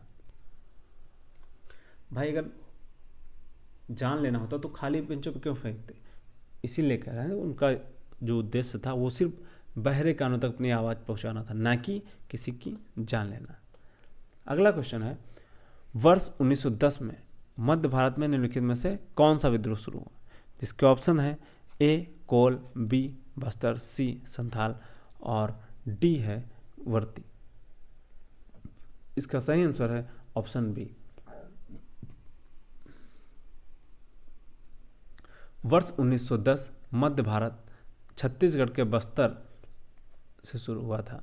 यह मध्य भारत की बस्तर की रियासत ब्रिटिश राज के खिलाफ एक आदिवासी विद्रोह था। इसका नेतृत्व आदिवासी नेता गुंडाधुर और राजा के दीवान थे, वह उनके मतलब जो उनके चचेरे भाई थे वही राजा के दीवान थे, और जिनका नाम क्या था, लाल करेंद्र सिंह ने किया था। विद्रोह का प्राथमिक कारण जंगलों के उपयोग के संबंध में था और ब्रिटिश औपनिवेशिक नीतियाँ थीं। कोल विद्रोह होता है 1831 से 1832 के मध्य, और संथाल विद्रोह होता है 1855 से 1856 के मध्य, और अर्ली विद्रोह होता है 1945 के मध्य। कई बार क्वेश्चन पूछ लेता है कि 1857 का जो विद्रोह होता है उससे पहले कौन सा, मतलब उससे जस्ट पहले कौन सा आदिवासी विद्रोह हुआ था? तो संथाल विद्रोह। अगला क्वेश्चन है, काकोरी मामले में पकड़े जाने के बाद अशफाक उल्ला खान को किस जेल में कैद किया गया था? जिसके ऑप्शंस हैं, ए फैज़ाबाद, बी मद्रास, सी पटना, डी वाराणसी। इसका सही आंसर है ऑप्शन ए फैज़ाबाद। काकोरी मामले में पकड़े जाने के बाद अशफाक खान को फैज़ाबाद जेल में रखा गया था और 9 अगस्त 1925 ईस्वी को सहारनपुर से लखनऊ की ओर जा रही 8 डाउन ट्रेन में क्या था, रेल विभाग का खजाना था, जो कि काकोरी नामक स्थान पर लोग क्या करते हैं, लूट लेते हैं भाई। और इसे ही फिर क्या होता है कि काकोरी कांड के नाम से याद रखा जाता है। सरकारी खजाना लूटने का विचार किसका था, राम प्रसाद बिस्मिल का था। और इसमें 4 लोग अशफाक उल्ला खां, राजेंद्र लाहिड़ी, राम प्रसाद बिस्मिल तथा रोशन सिंह को गिरफ्तार करके फांसी दे दी गई। सोचो, खजाने लूटने के चक्कर में फांसी दी गई। हाल ही में उत्तर प्रदेश सरकार ने काकोरी कांड का नाम बदलकर काकोरी ट्रेन एक्शन कर दिया है। अगला क्वेश्चन है, इनमें से कौन सा क्रांतिकारी संगठन काकोरी षड्यंत्र केस में शामिल था?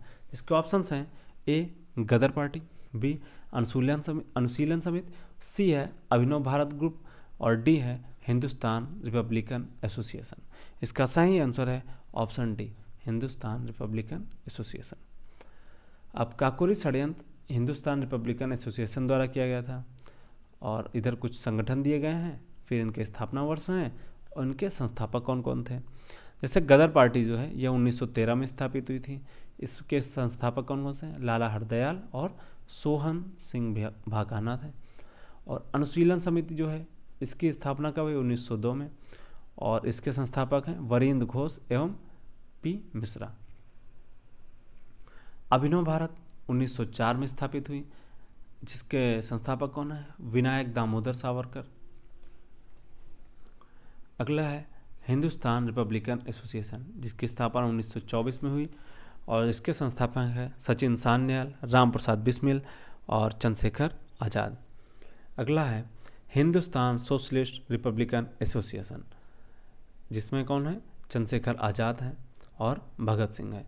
देखो भगत सिंह आ जाते हैं, भगत सिंह, तो इसमें क्या जुड़ा है, सोशलिस्ट। मतलब एक कन्फ्यूज़न हो, इसलिए मैं इसको कनेक्ट करने की कोशिश कर रहा हूँ। अगला क्वेश्चन है,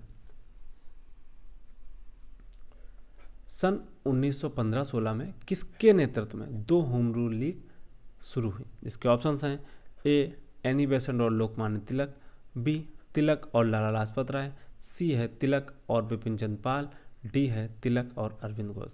इसका सही आंसर है ऑप्शन ए, एनी बेसेंट और लोकमान्य तिलक। भारत में होम रूल लीग की स्थापना एनी बेसेंट और बाल गंगाधर तिलक, ठीक है, जिनको लोकमान्य तिलक के नाम से भी जाना जाता है, ने किया था। अप्रैल 1916 में तिलक तथा सितंबर 1916 में एनी बेसेंट।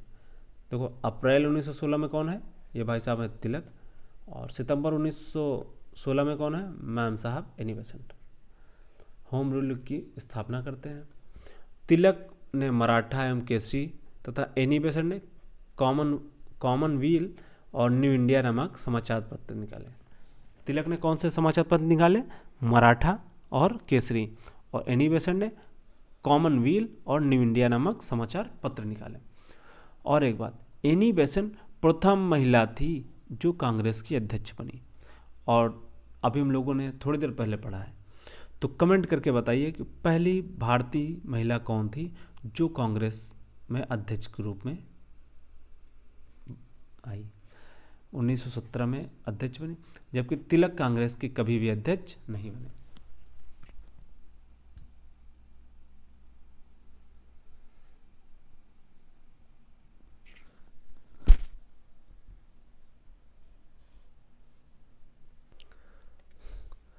अगला क्वेश्चन है, 1908 ईस्वी में मुजफ्फरपुर में न्यायाधीश किंग्सफोर्ड की हत्या करने का प्रयास किसने किया था?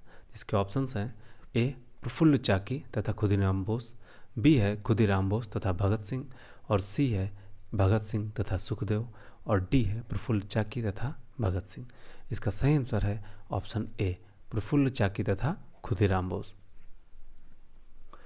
1908 में मुजफ्फरपुर के न्यायाधीश थे कौन, किंग्सफोर्ड की हत्या करने का प्रयास खुदीराम बोस और प्रफुल्ल चाकी ने किया था। और लेकिन होता क्या है, गलती से कैंडी की गाड़ी पर जाकर गिर गया बम, और जिससे क्या होता है, 2 महिलाओं की मृत्यु हो गई। और प्रफुल्ल चाकी ने फिर क्या किया, आत्महत्या कर ली। और खुदीराम बोस मात्र 18 वर्ष की आयु में उनको 11 अगस्त 1908 को फांसी दे दी गई। अगला क्वेश्चन है, स्वतंत्रता सेनानियों भगत सिंह, सुखदेव और राजगुरु को किस वर्ष में फांसी की सजा दी गई? आज जैसे कि अब तो रात हो चुकी है, हम लोग अभी कितना टाइम हो रहा है, लगभग 1:30-2 बज रहे होंगे और वीडियो रिकॉर्ड कर रहे हैं। लेकिन कल बताना, कल 23 मार्च था और कल क्या था, इन लोगों को फांसी दी गई थी 23 मार्च 1931 को। उसी के उपलक्ष्य में मतलब कुछ लोग मनाते हैं शहीद दिवस। और एक और व्यक्ति की हत्या हुई थी, आप लोग को हिंट देते हैं, उसकी मृत्यु वाले दिन को भी शोक दिवस या शहीद दिवस के रूप में मनाते हैं। आप कमेंट करके बताइए कि वो कौन व्यक्ति है। इसका सही आंसर क्या है? Option B 1931। लाला लाजपत राय की मृत्यु से सारा देश उत्तेजित हो रहा होता क्या फिर? चंद्रशेखर आज़ाद, सुखदेव, भगत सिंह और राजगुरु और अन्य क्रांतिकारी अब सोचते हैं कि हम उनकी मौत का बदला लेंगे। फिर वे लोग क्या करते हैं, 17 दिसंबर 1928 ईस्वी को ब्रिटिश पुलिस के अफसर सैंडर्स की गोली मारकर हत्या कर देते हैं। और सैंडर्स हत्या के आरोप में भगत सिंह, सुखदेव और राजगुरु को 23 मार्च 1931 को फांसी दे दी जाती है। अगला क्वेश्चन है, निम्नलिखित में से कौन सा एक भारतीय राष्ट्रीय आंदोलन में क्रांतिकारी नेता नहीं थे? कौन? इसके ऑप्शंस हैं, ए चंद्रशेखर आज़ाद, बी सूर्यसेन, सी भगत सिंह, डी है गोपाल कृष्ण गोखले। इसका सही आंसर है ऑप्शन डी, गोपाल कृष्ण गोखले। अभी हम लोगों ने थोड़ी देर पहले पढ़ा था कि गोपाल कृष्ण गोखले को महात्मा गांधी के राजनीतिक गुरु के रूप में जाना जाता है। वह क्रांतिकारी नेता नहीं थे, जबकि अन्य सभी कौन है? ये क्रांतिकारी नेता हैं। ठीक है।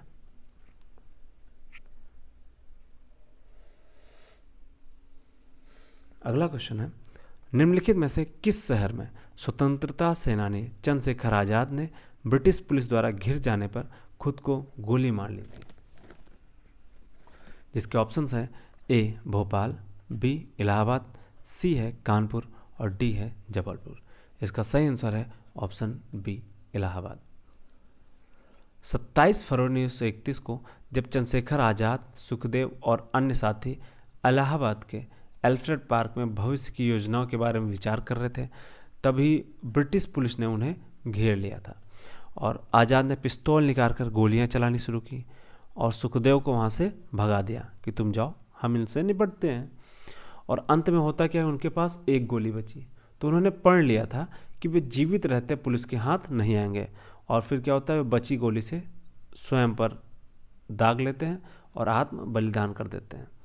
स्वतंत्रता प्राप्ति के बाद इलाहाबाद के एल्फ्रेड पार्क का नाम बदलकर क्या कर दिया गया? शहीद चंद्रशेखर आज़ाद पार्क। अगला क्वेश्चन है, निम्नलिखित में से किस क्रांतिकारी द्वारा the philosophy of the bomb नामक प्रसिद्ध लेख लिखा गया? जिसके ऑप्शंस हैं, ए यशपाल, बी है भगवती चरण बोहरा, सी है भगत सिंह और डी है सूर्यसेन। इसका सही आंसर है ऑप्शन बी, भगवती चरण बोहरा।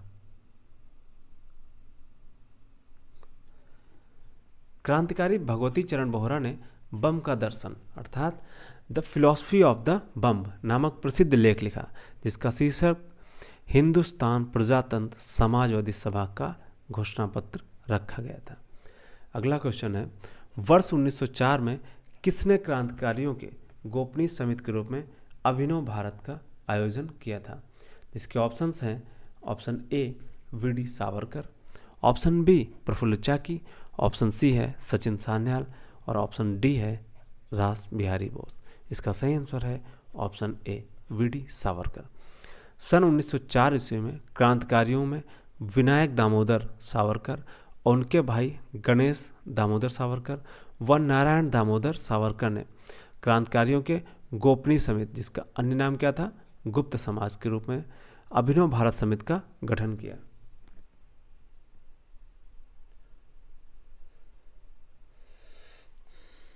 अगला क्वेश्चन है, गदर आंदोलन के नेता कौन थे? इसके ऑप्शंस हैं ए हरदयाल, बी भगत सिंह, सी मैडम कामा और डी है श्याम जी कृष्ण वर्मा। इसका सही आंसर है option A Hardayal. Ghadar Party गुलाम भारत को अंग्रेजों से स्वतंत्र कराने के उद्देश्य से एक संगठन बनाया गया था और इसकी स्थापना 1 नवंबर 1913 को सैन फ्रांसिस्को, जो कि कहाँ है, संयुक्त राज्य अमेरिका में हुआ था। इस आंदोलन के प्रमुख नेता कौन थे? लाला हरदयाल थे तथा इसके अध्यक्ष थे सोहन सिंह भाकाना। अगला क्वेश्चन है, अपराधियों के रूप में नहीं बल्कि राजनीतिक बंदियों के रूप में इलाज की मांग करते हुए किस क्रांतिकारी ने जेल में 64 दिन तक उपवास किया और बाद में उसकी मृत्यु हो गई? इसके ऑप्शंस हैं ए जतिन दास, बी अभिनव गुप्ता, सी है पुलिन दास और डी है विनय बोस। इसका सही आंसर है ऑप्शन ए जतिन दास। जतिन दास अपराधियों के रूप में नहीं बल्कि राजनैतिक कैदी के रूप में इलाज की मांग करते हुए 64 दिनों तक उपवास करते हैं और अंत में मृत्यु को प्राप्त हो जाते हैं, जिनकी मृत्यु कब होती है? 13 सितंबर 1929 को होती है। जतिन दास HSRA के क्रांतिकारी थे। उन पर भी लाहौर षड्यंत्र केस का मुकदमा संयुक्त रूप से चल रहा था।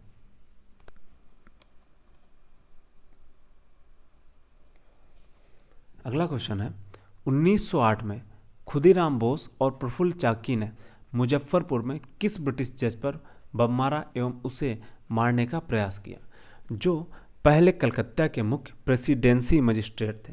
जिसके ऑप्शंस हैं ए कर्जन वाइली, बी किंग्सफोर्ड, सी है जॉन मार्ले और डी है लॉर्ड कर्जन। इसका सही आंसर है ऑप्शन बी किंग्सफोर्ड। 1908 ईस्वी में D.H. किंग्सफोर्ड बिहार के मुजफ्फरपुर जिले के न्यायाधीश थे। उन पर 30 अप्रैल 1908 ईस्वी को खुदीराम बोस और प्रफुल्ल चाकी ने बम फेंका, जिससे क्या होता है, किंग्सफोर्ड तो बच जाता है, लेकिन दुर्भाग्य से उस गाड़ी में राष्ट्रीय आंदोलन से हमदर्दी रखने वाली कौन थी? मिस्टर कैंडी की पत्नी एवं उनकी पुत्री मारी गई। तो होता क्या, प्रफुल्ल चाकी आत्महत्या कर लेते हैं और खुदीराम बोस को गिरफ्तार करके 11 अगस्त 1908 को 18 वर्ष की आयु में फांसी दे दी जाती है और खुदीराम बोस सबसे कम उम्र में फांसी पाने वाले क्रांतिकारी होते हैं।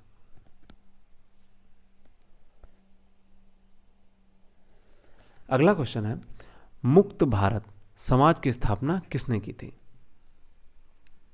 इसके ऑप्शंस हैं ए जी.के. गोखले, बी है राजगोपालाचारी और सी है वीर सावरकर, डी है अरुणा आसफ अली।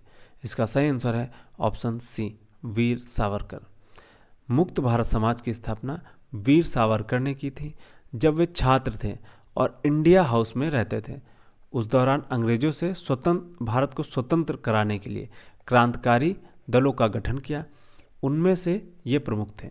इन्होंने अभिनव भारत तथा मुक्त भारत समाज, फ्री इंडिया सोसाइटी जैसी संस्था की स्थापना की और वी.डी. सावरकर ने 1909 ईस्वी में 1857 के विद्रोह पर एक किताब लिखी जिसका क्या नाम था? The Indian war of independence 1857, और इसे सुनियोजित स्वतंत्रता संग्राम की संज्ञा दी गई।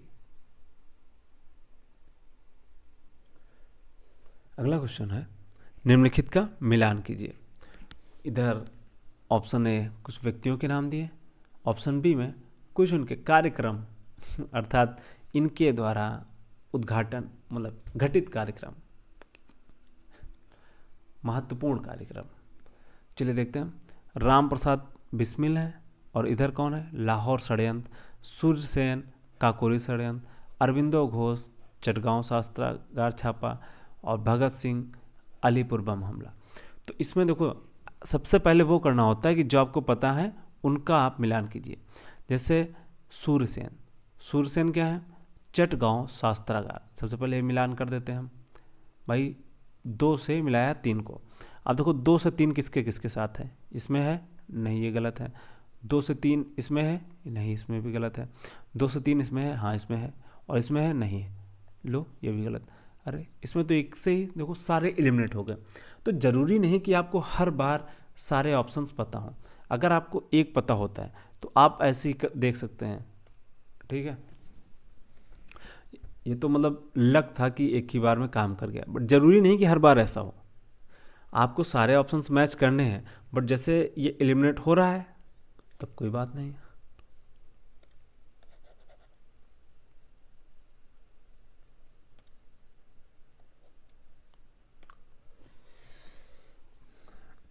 इसका सही आंसर क्या हो जाता है? ऑप्शन बी, काकोरी कांड, जो कि कब होता है? 9 अगस्त 1925 ईस्वी को राम प्रसाद बिस्मिल सहित हिंदुस्तान रिपब्लिकन एसोसिएशन के 10 क्रांतिकारियों ने इस पूरी घटना को अंजाम दिया। इन्होंने लखनऊ जिले के काकोरी रेलवे स्टेशन से 8 डाउन सहारनपुर से लखनऊ जाने वाली ट्रेन को काकोरी में रोककर सरकारी खजाना क्या करते हैं, लोग लूट लेते हैं। तो इसी का नाम अब बदल के क्या कर दिया गया? Kakori train action. और चटगांव आर्मरी रेड, सूर्यसेनदा, जिनको अन्य मास्टरदा से भी जाना जाता था, पश्चिम बंगाल के चटगांव बंदरगाह पर 18 अप्रैल 1930 को हमला किया और यही विद्रोह चटगांव छापा के नाम से मशहूर हुआ। अलीपुर षड्यंत्र केस, वर्ष 1908 में 34 व्यक्तियों को अवैध शस्त्र रखने के आरोप में गिरफ्तार किया गया, जिसमें अरविंदो घोष छूट गए। इन्हें अंग्रेजी भाषा में कर्मयोगी पत्र निकाला इन्होंने।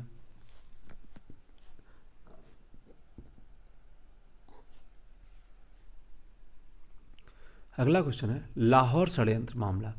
1929 लाला लाजपत की मृत्यु का बदला लेने के लिए भगत सिंह और उनके साथियों ने पुलिस अधीक्षक जेम्स ए स्कॉट की हत्या की साजिश रची, लेकिन गलती से क्या होता है कि सैंडर्स की हत्या हो जाती है। अगला क्वेश्चन है चंद्रशेखर आजाद मुठभेड़ में कहाँ शहीद हुए थे? इसके ऑप्शंस हैं ए मेरठ, बी इलाहाबाद, सी आगरा, डी कानपुर। अब आयोग से पूछो एक क्वेश्चन कितनी बार? अभी थोड़ी देर हम लोग पहले पढ़े थे इलाहाबाद।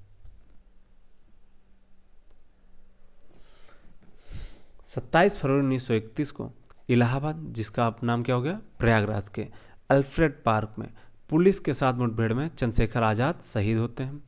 और इसी के साथ उत्तर भारत में हिंदुस्तान सोशलिस्ट रिपब्लिकन एसोसिएशन की गतिविधियां समाप्त सी हो जाती हैं। अगला क्वेश्चन है भारत के भीतर और बाहर दोनों में क्रांतिकारी की सक्रिय भूमिका निभाने वाले एकमात्र भारतीय राजकुमार कौन थे? सोचो, मतलब एकमात्र भारतीय राजकुमार जो क्रांतिकारी गतिविधियों में सहायक थे या फिर भूमिका निभा रहे थे, बाकी तो सब चाटुकारिता में लगे थे, सब अपनी कुर्सी, अपनी सत्ता, अपना क्या बचाने के चक्कर में लगे थे। इसके ऑप्शंस हैं ए राजा कुंवर सिंह, बी राजा महेंद्र प्रताप, सी छत्रपति साहू, डी नाना साहब। जिसका सही आंसर है ऑप्शन बी राजा महेंद्र प्रताप। ऐसे व्यक्तियों के बारे में सुनकर पढ़कर उनके लिए और गर्व होता है, मतलब फक्र होता है कि हाँ ऐसे भी लोग थे। भारत के भीतर और बाहर दोनों में क्रांतिकारी की सक्रिय भूमिका निभाने वाले एकमात्र भारतीय राजकुमार कौन थे? राजा महेंद्र प्रताप सिंह थे। इन्होंने दिसंबर 1915 में भारत की प्रथम निर्वासित अस्थायी सरकार की घोषणा काबुल में की थी और राजा महेंद्र प्रताप इस सरकार में राष्ट्रपति थे।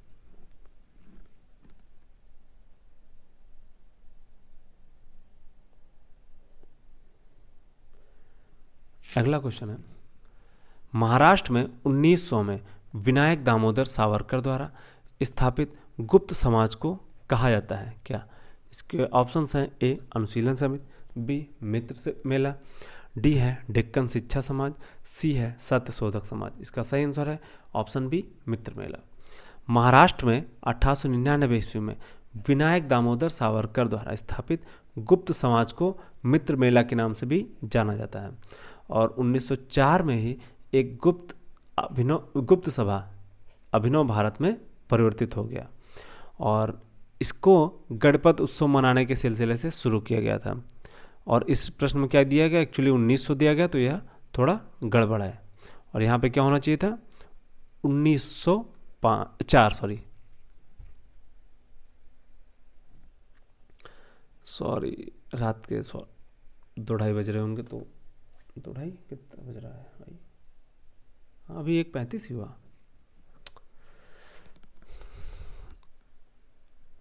अगला क्वेश्चन है, 18 अप्रैल 1930 को हुई चिटग्राम शस्त्रागार छापे की घटना का नेतृत्व किसने किया था, जिसमें क्रांतिकारियों ने डपारा में स्थित पुलिस शस्त्रागार छापा पर कब्जा कर लिया था।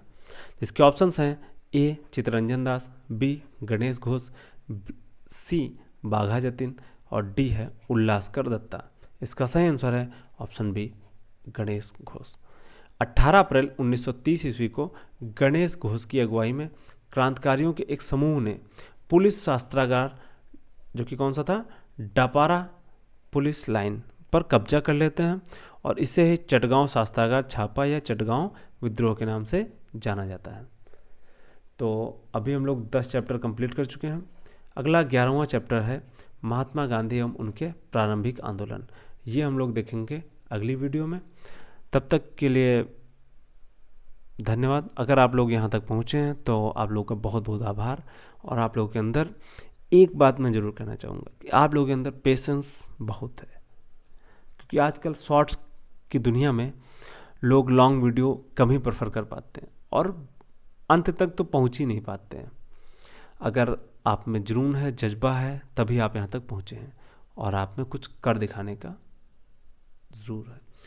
तो लगे रहते हैं, पक्का बता रहे हैं, एक दिन ऐसा आएगा कि कहते हैं ना कि रख हौसला, वो मंजर भी आएगा, प्यासे के पास चलकर समंदर भी आएगा।